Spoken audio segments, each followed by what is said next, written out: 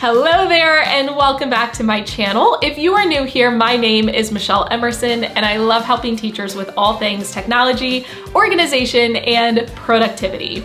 If there's one thing teachers have a lot of, it's papers. Because I know paper. I know everything there is to know about paper. Today, we're gonna talk about how to tame the paper monster, and I'm gonna share 5 ways to organize papers in your classroom. I love digital files, but unfortunately, I know that there will always be papers in our lives as teachers. We can't digitize everything. So today, I'm gonna share 5 organizational systems that you can use for papers in your classroom. For each one, I'm gonna share the pros, the cons, and give you ideas for ways you can use it. The first system is using Sterilite Drawers. So some of the pros, first of all, they do keep papers out of view. You can customize them by adding labels to the drawers. They perfectly fit 8.5 by 11 papers. Each one has 3 drawers, so it kind of allows you to create different sections, and you can stack multiple ones on top of each other in order to get more space. But I will say a con with this system is that it's easy to forget about things when they're out of view. So by putting papers in the drawer, you're kind of inviting yourself to not think about them anymore. Here are a few ways that you can use Sterilite Drawers in your classroom. First of all, you can use it to organize your weekly copies. So each drawer would coordinate with a different day of the week. So you have a Monday drawer, a Tuesday drawer, Wednesday drawer, and then you could even have a future drawer. So any copies you have made for dates in the future beyond just the current week can go in that drawer. And then at the start of each week, you can move them into the correct day drawers. You can also have a grade copy file drawer system. So one drawer would be for papers you need to grade, one drawer would be for papers you need to copy, and one drawer would be for papers you need to file.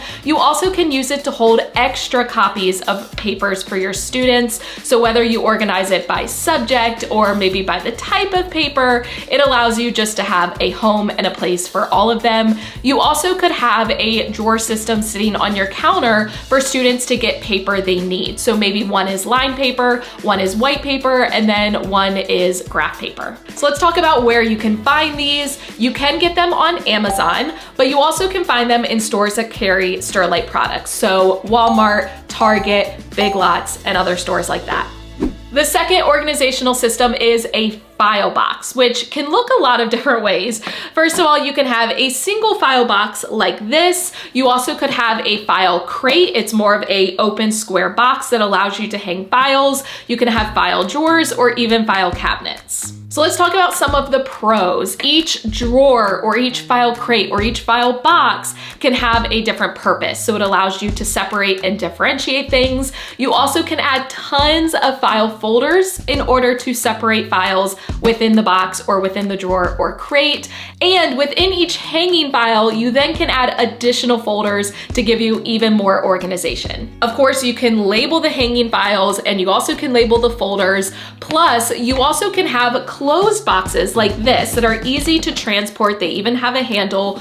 Or you can have open ones for papers that maybe you need quicker access to. But of course, there are also some cons. Sometimes hanging file folders can easily fall off the tracks, or they even can rip if they're holding too much paper, or they're just a cheaper file folder. Plus, sometimes papers can kind of get lost in the folders, especially if they are not full-size papers. If it's a half sheet of paper, it's very easy for it to get left behind. Let's talk about a few different ways you can use file boxes in your classroom. I always had a lot of colored paper and colored cardstock, and I loved using hanging file folders in order to keep all the different colors separated. Personally, I always had a file drawer inside of a cabinet where I stored all my colored paper, but you also could put it inside of a file box as well. It's also a great way to pass papers back to students in an efficient way. I always had a folder for each student and it was numbered, so I could reuse the folders every year without having to relabel them. So the first student alphabetically would be number 1, the second student alphabetically would be number 2, and so on. After I would grade papers, I'd put them into a bin, and then I would take and organize them into the folders based on the students they needed to be returned to. Then once a week, I would gather all the papers from that folder and I would pass it back to students rather than individually trying to pass back assignments, which takes up a lot of time. You also can use file folders and file boxes to maintain student portfolios. So kind of a similar system. Each folder can correspond to a different student, and any papers that you want to put in their portfolio can go into the folder, and then you can even pass that folder on to the next grade level at the end of the year. You also can use it to manage makeup work. So each folder can correspond to a different day of the month, and any extra copies would go into that folder. When an absent student returns to school, they would check the folder for the dates that they were absent on, and they would know which assignments they have to complete. And a similar system, but it's more so for the teacher than the student, is actually called the 43 folder system. I learned about this from my best friend Bridget. Basically, you have 43 folders. 31 of those folders are numbered and they correspond to the days in the month, and 12 of the folders are labeled with the months of the year. So you would have folders from 1 to 31, and then you would have January, February, March, April, and so on. This is a great system for holding on to copies that you may prep in advance for a month later on in the year. Let's say you know you want to do an activity in March, maybe related to March Madness. You can make the copies whenever you have time, or if you have a parent volunteer, and then you can stick them in the March folder. Then at the start of each month, you can take any papers from that folder and put them into the exact day that you plan on using them. The great thing about this system is you can reuse it year after year, month after month, and it's something you set up one time and then you can just continue using. I know some teachers actually have like a sub tub where they use a file crate in order to keep track of all of their subplans or even emergency subplans. I know I always had to present multiple days of emergency subplans at the beginning of the year, so using a file box or a file crate is a great way to keep all of those plans and the copies that you've made for them organized. I also used a file crate for the BAS, the Benchmark Assessment System. It was a way to figure out student reading levels, and it came with its own box with file folders, but I never had enough room because I love to create extra copies of all the recording sheets, and the folders were busting at the seams. So I actually moved them all into a file crate to give me more room. So each book level had the book and tons of extra copies of the recording sheets that I needed, so I never had to stress about having a student sit down and then not having the copies I needed. Let's talk about where to get these. Obviously, you may be lucky enough to have a filing cabinet in your classroom or a filing drawer as part of your desk. But if you want those individual file boxes or those file crates, you can find them at stores like Target, Walmart, office stores like Office Depot or Staples, or you can always go on Amazon. I do recommend using heavy duty file folders. In my experience, they hold up much longer and they don't rip as easily, so it is well worth the investment. I will link some of my favorite ones down below. Organizational system number 3 are paper trays. There's a lot of different versions of paper trays. A lot of them are individual and you can stack them on top of each other, but you can find systems that already have multiple trays in place. So I will insert a picture of some of the stackable trays, but here's an example of a system where it's already ready to go. This is from IKEA. It's very heavy because as you can see, I have lots of paper in it, but each little tray just pulls out and it's all in one big system. So let's talk about some of the pros of paper trays. First of all, because they are stackable, it allows you to kind of grow into it over time. So maybe you start with just 3 trays and eventually you need 5 or 6. You can always get more and add to it. You also can always add a label to the tray. If the actual tray itself is not thick enough to label, you can put the label on a binder clip and then just clip the binder clip onto the front of the tray. Because paper trays have that open front, it allows you to store things like folders that maybe have an extra tab that stick out and may not fit inside of like a Sterilite drawer, for example. Plus, you also can find paper trays that are designed to store papers portrait style and landscape style,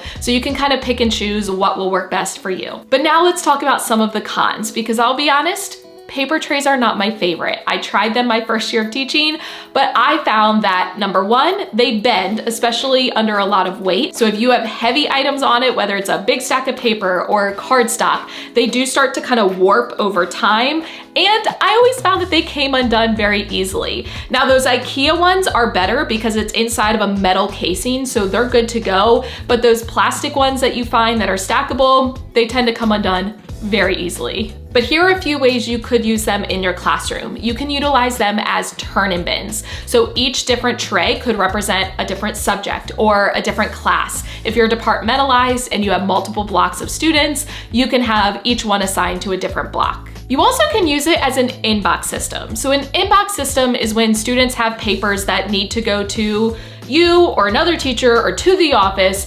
The great thing about having paper trays is when your students put them in, they're already organizing them for you. So maybe you have a spot for papers to go to the front office, papers to go to the nurse, papers to go to another teacher. And that way, it's going to make it easier for you to process the papers because you don't have one big stack and you're trying to sort them into piles. They're already ready to go. And just like I mentioned with the Sterilite Drawers, you could always use paper trays to organize your weekly copies or even things like colored paper. It's just about creating those separate spaces for each separate category. In terms of where to find paper trays, you can find ones at the dollar store. I'll be honest, I don't recommend them. They tend to not be very sturdy. You can find more heavy-duty ones at places like Walmart, Target, Office Depot, Staples, or even on Amazon. But if you're looking more for one of those systems, the one that I showed you is from IKEA. It's actually made to fit inside of one of the Calyx units. So if you have something like that or another cube unit in your classroom, that might work well for you. Or stores like Lakeshore actually have systems where there are multiple paper trays and they're a heavier duty plastic, so you don't have to worry about them bending or coming apart. Organizational system number 4 are paper bins / baskets. Honestly, there's a lot of different versions of this, but basically any just general container or basket made to hold paper. So here are a few examples. Ones like this. This is actually from Really Good Stuff. It has more of a waffle pattern on the side. There also are solid ones like this from Lakeshore Learning, or you can even find upright ones like this. I actually use this to hold picture books in my classroom, but I also had one by my desk to hold various papers, clipboards, dry erase boards, things like that.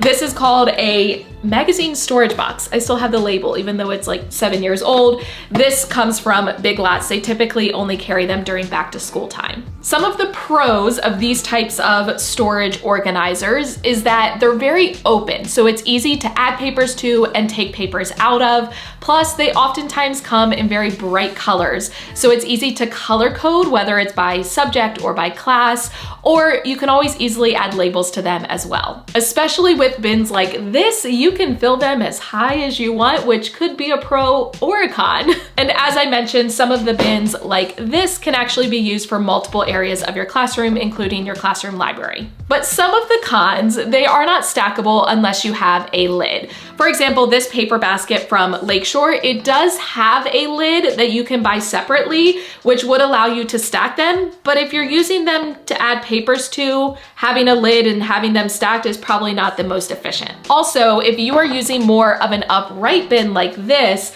if you have just papers, you might find that they kind of flop over on the top, especially over time. So depending on how often you're using the papers, this may not be the best option. But a few different ways you can use them in your classroom. Personally, I love using those flat open boxes as turn-in bins for my students.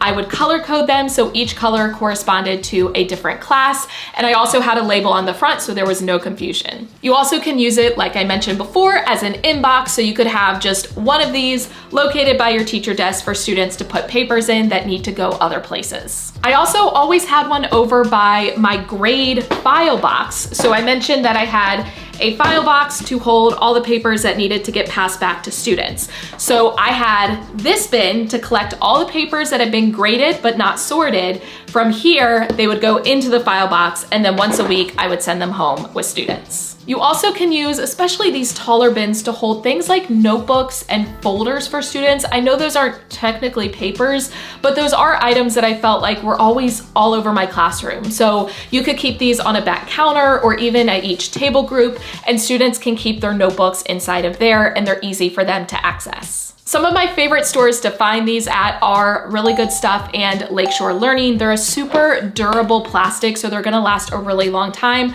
Plus they're easy to clean, but you can find similar ones at places like Target, Michael's, Walmart, especially during back to school, and you can find some on Amazon. The fifth and final organizational system for papers would be binders. I always had kind of a love-hate relationship with binders. I do love them for some things, but not others. Let's start with some of the pros. First of all, binders come in different sizes. So depending on how many papers you need to store inside the binder, you could have as small as a 1/2-inch binder up to like 5-inch binders, so they're very customizable for your needs. Binders also make it very easy to flip through papers and find what you need versus having them all stacked up in a bin like this may not be the most efficient if you're trying to find something specific. And then obviously binders allow you to organize within the binder. So each binder can have a separate purpose, but then you can add dividers on the inside to add even more organization. You can label the front and you can label the dividers. Personally, I always had papers inside of page protectors inside of my binders, which would cause it to stick out a little bit further. And so a lot of the dividers would be hidden behind the page protectors. So I actually found, this is my like portfolio, but I found these page protector dividers that have a page protector with the divider on the outside. So it's perfect if you are storing a lot of things in page protectors, but you also can just use little like sticky tabs in order to create your own dividers, whether it's on regular paper or on page protectors. And finally, binders are super portable. So they're easy to take with you, whether you're taking them home to another classroom. They're very easy to be able to move from one place to another. But some of the cons, first of all, you do have to hole punch the papers in order to put them in the binder.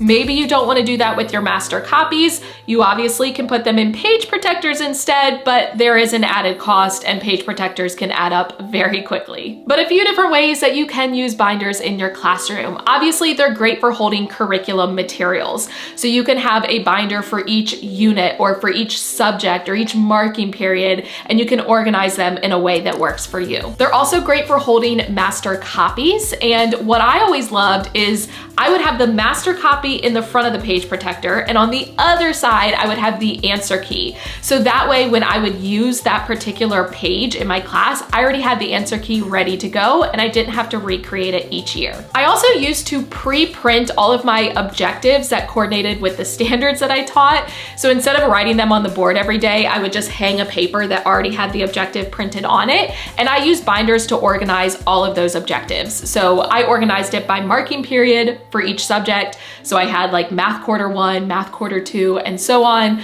but you could do it in any other way that works for you. Binders are also great for storing student data. I always had a data binder for each group of students I taught with numbered dividers on the inside. You can find pre-numbered dividers on Amazon. I will link some for you, but each student would be assigned a number, and so I could reuse the same dividers every year. I always had a table of contents on the first page, so I'm like, okay, I'm looking for Billy. He's student number 21. I would flip to 21 and I would have all of the data for that student. And then as I showed you, you also can have a substitute binder. I always had a binder with the overview of routines and procedures for my class that I would pull out every time I had a sub, so I didn't have to recreate it. And then I would have the separate sub plan, so the actual like lesson plans for that day, and I would just place them on top. If you are interested in my sub binder, I will link it for you down below. Obviously, you can find binders at any office supply store, once again, Target, Walmart, you can get them on Amazon, and you can find them in plain colors like black and white,